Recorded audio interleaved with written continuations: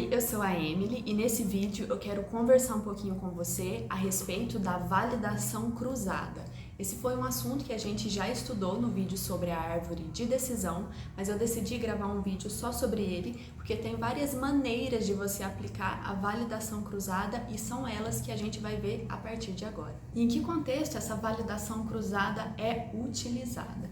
Quando a gente altera os hiperparâmetros do nosso modelo, quando a gente faz o ajuste desses hiperparâmetros, e a gente já conversou sobre essa questão de hiperparâmetros em um vídeo anterior, se você ainda não viu, eu vou deixar no card aqui em cima para você assistir. Mas quando a gente altera esses hiperparâmetros, a gente quer aumentar o desempenho geral do nosso modelo ali, aumentar o desempenho dele quando ele cair na produção, quando ele tiver que se virar sozinho. Como que ele vai comportar, como que eu aumento ali a confiança dele nos dados.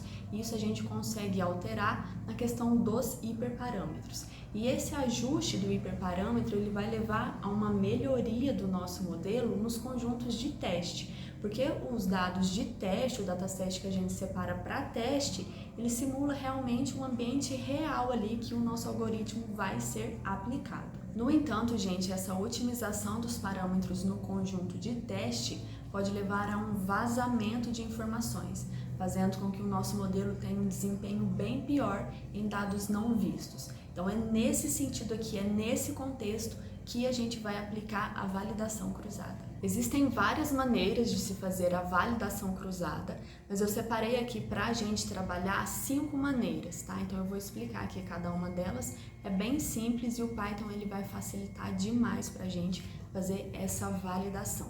O conjunto de dados que a gente vai trabalhar é o conjunto de dados íris, que é o dataset que a gente já trabalhou no vídeo sobre a árvore de decisão. Se você ainda não viu esse vídeo sobre a árvore de decisão, eu vou deixar no link aqui em cima para você assistir, tá? Mas se você já viu, você vai ver que essa parte do carregamento aqui, olha, ela é feita de um pouquinho diferente. Eu peço para ele esse return xy aqui igual a true. E o que está diferenciando um código do outro? No outro, eu carregava todo o meu conjunto de dados ali na variável data, se não me engano, e depois eu separava qual que era os dados de treinamento e qual que eram os dados de teste. Aqui eu já estou pedindo para ele separar automaticamente, tá? Então, os dados de treinamento vai vir aqui para essa variável x maiúscula e os dados de teste vai vir aqui para essa variável y minúscula. Na linha 7, gente, eu estou criando o meu classificador de árvore de decisão e passando aqui para ele qual que é a semente de aleatoriedade que eu quero. Isso aqui é um parâmetro opcional, se você tirar ele, ele vai funcionar, mas isso aqui ele garante que toda vez que eu rodar esse meu modelo, ele vai criar a mesma árvore, tá? Se eu deixo aqui ele sem nenhum, pode ser que ele altere a construção da árvore, a forma que ele vai construir ela. Tá? Então, eu deixando esse valor certinho aqui, eu garanto que ele vai construir a árvore sempre da mesma maneira. E isso é excelente depois se a gente precisar de depurar o código. E a primeira maneira da gente fazer essa validação cruzada é através do K-fold. Como que ele vai funcionar? Eu tenho o meu conjunto de dados de treinamento maior ali e eu vou separar ele em várias partes menores. No caso aqui eu coloquei um n.splits de 5. Então eu vou separar o meu conjunto de dados maior, de treinamento maior, em 5 partes iguais. E na hora que eu for fazer esse treinamento, eu vou utilizar K menos uma partes. Então no caso aqui eu vou utilizar 4 partes para fazer esse treinamento. Depois, essa parte que restou, eu vou fazer a validação do meu modelo. Depois aqui na linha 3, eu estou fazendo a validação do meu modelo mesmo. Então, eu chamo aqui qual que é o meu modelo de árvore de decisão, é o CLF que a gente rodou aqui em cima. O meu conjunto de dados de treinamento, o meu conjunto de dados de teste e o meu CV igual a K-folds. E o que isso significa? Que eu vou criar aqui uma validação cruzada no estilo, na técnica do K-fold. Na linha 5, 6 e 7, eu estou apenas retornando aqui quais são as minhas informações, quais são as minhas pontuações. Então aqui na primeira, o scores normal, eu estou pegando qual que é a pontuação das minhas validações cruzadas. tá? Então, na primeiro conjunto aqui eu tive a pontuação de 1, no segundo de 1 também, no terceiro de 0,83, no quarto de 0,93 e o quinto aqui de 0,8. A pontuação média dessas validações cruzadas foi de 0,91% e o número de pontuação que a gente utilizou foi 5, que é esse valor aqui. O segundo método que a gente vai ver é o K-fold estratificado. E quando que ele vai ser útil, gente? Pensa no seguinte, a gente tem o nosso conjunto de dados, o conjunto de dados íris que a gente está trabalhando aqui, e ele vai separar a flor em três flores diferentes, né? Em três categorias de flores diferentes: a virgínica, a versicolor e a setosa. Então tá, eu tenho essas três flores ali misturadas ali no meu conjunto de dados.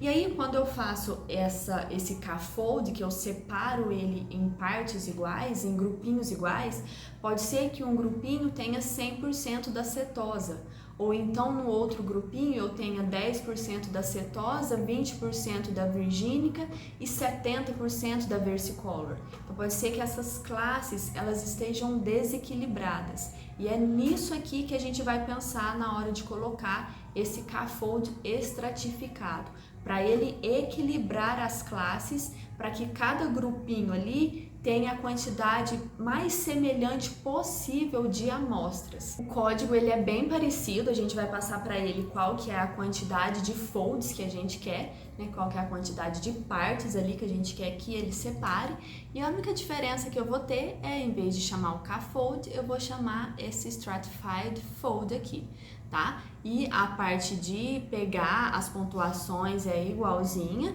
e essa parte de baixo aqui também, tá? A gente só vai mudar aqui essa parte de chamar mesmo qual que é o método de validação cruzada que a gente vai utilizar, tá? Então perceba que ele já deu uma diferença assim bem boa, né?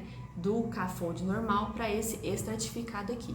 Então ele deu ali 0,97, deixa eu abrir essa parte aqui, 0,97, 0,97, 0,9, 93 e 1. Só que a pontuação da média ali, né, da validação cruzada, ele deu aí um número bem melhor, né, deu 0,95. O próximo que a gente vai ver é um leave one out, e ele é deixar um de fora mesmo. E como que ele vai funcionar? Para cada um dos pontos de dados ali no seu dataset completo, o modelo ele é treinado usando todos os outros pontos. E esse ponto que ficou de fora, ele vai ser utilizado para fazer o teste. Isso significa, gente, que o modelo ele é treinado várias e várias vezes e cada vez ele vai utilizar um ponto ali do seu conjunto de dados. Tá? Depois que ele faz todo esse treinamento, esses resultados eles são combinados, geralmente vai tirar a média deles ali, para obter uma estimativa geral ali do modelo, do desempenho geral do modelo. Tá? Não preciso nem falar, né? Isso aqui é uma técnica exaustiva de programação, tá? Então eu tenho aqui um leave one out, eu não vou separar ele, né, em partes, porque ele não vai funcionar desse jeito, então por isso que esse método aqui não tem nenhum argumento, tá? Mas a parte de baixo aqui é igualzinho, a gente vai passar qual que é o cross-val score que a gente quer que ele pegue, né, quais são as pontuações dele ali, e aí ele mostra aqui, olha, a pontuação da validação cruzada, né? Então eu tenho aqui alguns valores que são 1, alguns valores que são 0 e a média geral ali dessa validação é de 0,94. E o número de pontuações de validação usadas, né, para tirar essa média foram de 150. Por que 150? Porque o conjunto de dados íris ele tem 150 observações. Próximo que a gente vai ver é um leave p out, é deixar de fora. O outro era deixar um de fora, esse aqui é só deixa de fora a quantidade que você quiser, tá? Então eu vou colocar aqui que o p vai ser igual a 2, tá? É um parâmetro que você tem que passar, tá? Então ao invés dele deixar um ponto de fora, ele vai deixar 2 pontos de fora, certo? E essa parte de baixo aqui é igualzinho, tá? Então ele mostra quais são as pontuações de validação cruzada e a pontuação média dessa validação cruzada é de 0,94. Olha, arredondando aqui, né, ela é praticamente igualzinha à outra, tá? Só que o número de pontuações dessa validação cruzada na média, ali usada na média, você vê o tanto que ela é diferente, né? Deu 11.175. E aí essa técnica também ela é exaustiva, né? Perceba a quantidade de vezes maior, né, de pontuações maior ali que ela calculou, para não ter uma diferença tão grande assim na hora da pontuação. Tá? E aí entra aquela questão, né, que nesse conjunto de dados aqui pode ser que não dê tanta diferença, mas que em algum outro conjunto essa validação dê sim uma diferença bem significativa. Por último, a gente vai ver a Shuffle Split, que ao contrário da K-Fold, ela vai deixar uma porcentagem do conjunto de dados fora ali de treinamento, de validação, de teste, enfim, ela vai deixar uma parte de fora, tá? E para isso a gente precisa passar qual que é o tamanho do conjunto de dados de treino que a gente quer, então eu peguei aqui 60%, e o conjunto de dados de teste de 30%. E quais são as separações que eu quero? No caso aqui, com 5 partes, né? Ela vai fazer 5 separações. E essa parte de baixo aqui é igualzinha de todos os outros 4 códigos, tá? Então eu tenho aqui qual que é a pontuação da validação cruzada em cada uma das 5 vezes, né? Em cada uma das 5 partes. E a pontuação média da validação cruzada dela aqui foi de 0,96, foi a melhor que a gente teve, né?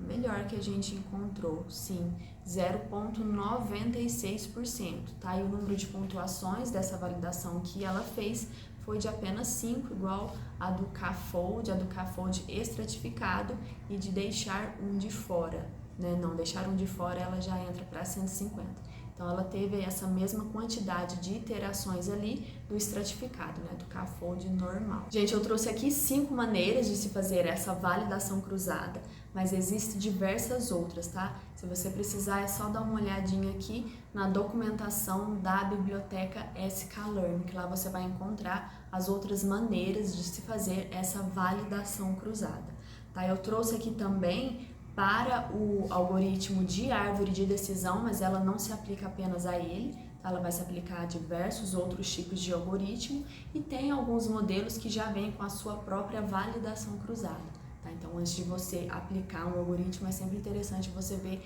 como que ele vai abordar essa técnica aqui de validação. Bom, gente, é esse o conteúdo que eu quis trazer com esse vídeo, eu espero que tenha ficado claro. Qualquer dúvida é só colocar aqui embaixo nos comentários para mim. Eu peço para você se inscrever no canal se ainda não é inscrito, deixar o seu gostei e sempre acompanhar os conteúdos aqui. Bons estudos para você, muito obrigada e até a próxima! E esse ajuste de hiperparâmetros, ele vai refletir muito depois quando a gente for fazer o teste mesmo, quando a gente for aplicar a nossa aplicação em uma aplicação real.